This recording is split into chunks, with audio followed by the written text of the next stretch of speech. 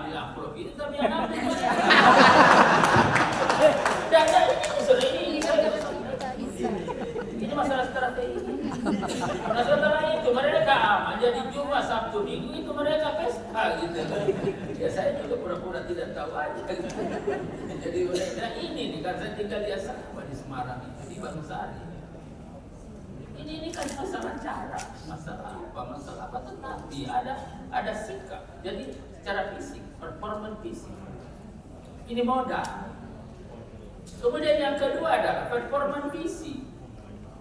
Seorang pemimpin tampil dimanapun dalam kondisi apapun harus mencitrakan cerdas yang dibuktikan pikiran-pikiran yang luar biasa. Kan ini juga. Boleh sih mobilnya bagus, penampilannya bagus, tapi bodoh. Ada juga. Ataukah sebaliknya, wah iya cerdas itu, tapi bagaimana kecerdasannya digunakan untuk apa? Dia masih galantungan di bus-bus kok. Seorang dosen saya ketika di Semarang namanya Pak Kuswiranto, dia punya penuh semua dan dia pakai mobil. Saya sorotin, Pak Kus, kenapa begini semua?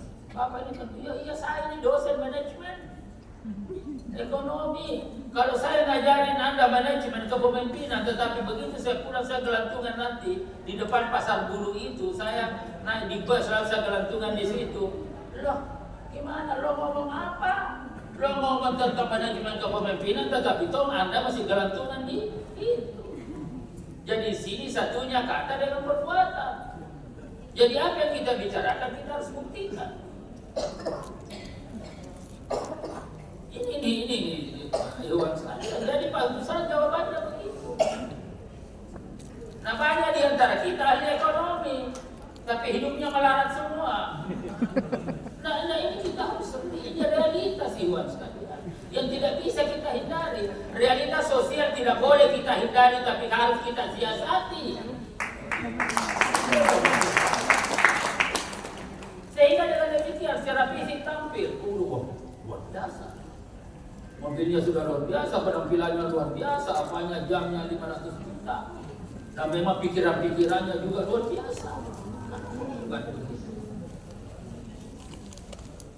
Jadi tidak ada celah. Kemudian lagi, apalagi yang terakhir?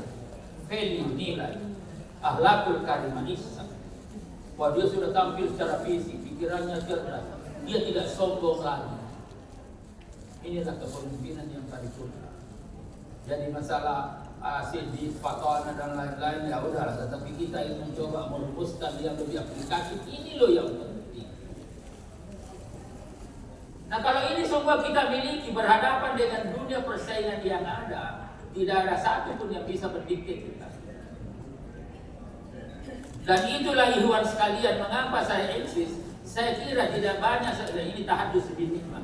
Fa'amma binikmati rabbika fahadits, bukan sombong.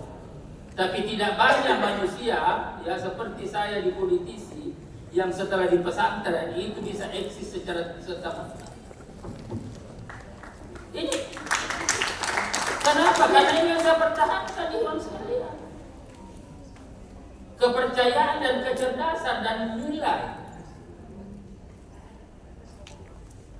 Dan saya buktikan bahwa sepanjang misalkan era reformasi ini, mana sih era yang saya tidak pimpin koalisinya? Inspirasi munculnya Gus Dur, yang mimpin rapat itu siapa? Lalu kemudian diputuskan itu mana Gus Dur sebagai calon presiden. Yang membuat skenario siapa? Yang membuat skenario itu adalah mantan ketua umum BKPR.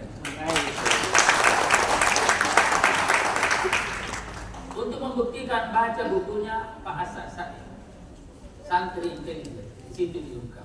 Baca bukunya J.K. Siadi, Akrobatik Politik. Ini kan semua, kenapa? Karena kita punya penampilan fisik, kemudian punya ilmu, ya punya visi, kemudian punya nilai. Kalaupun kita punya visi tidak punya nilai, nggak sopan, nggak akhlak, udahlah Idrus ngapain dia sombong, nggak usah diajak tanpa dia bisa kok.